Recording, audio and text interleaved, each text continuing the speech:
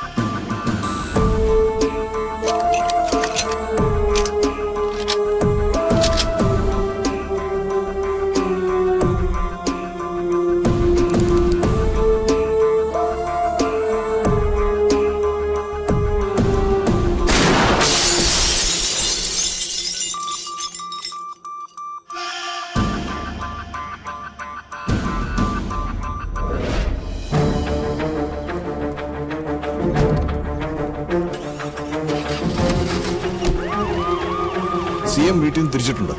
Over.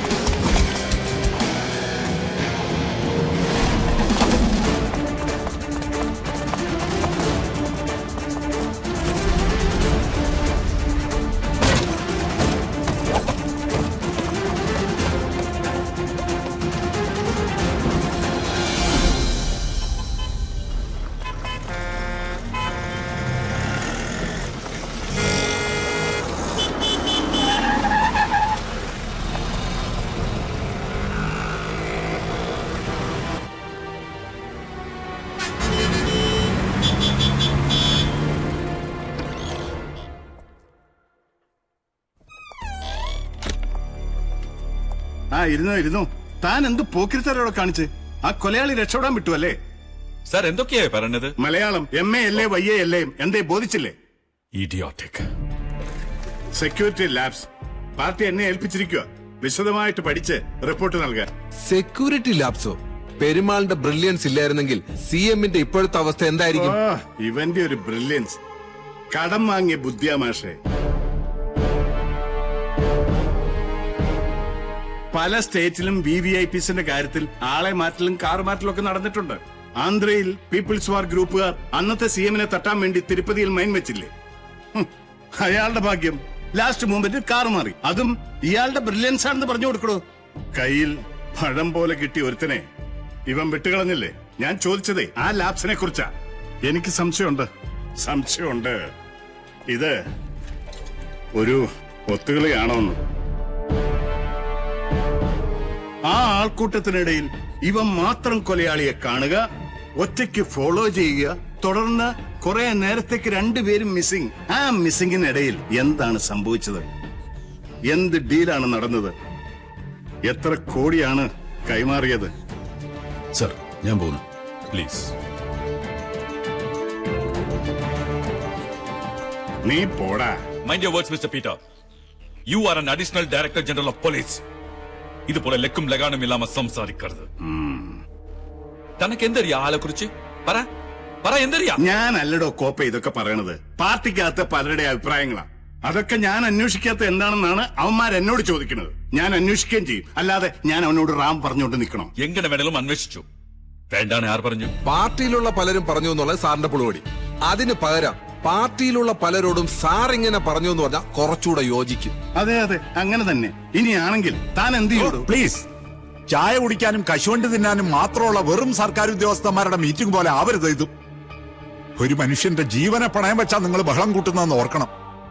വലിയ റാങ്കുകാരി ചെറിയ ego കാണിക്കുന്നത് കാണുമ്പോ വല്ലാതെ ഡിസ്റ്റർബിംഗ് ആണ്. Very much disturbing. എല്ലായിടത്തു നിന്നുള്ള പ്രഷർ കൊണ്ട് ഞാനും മടുത്തു.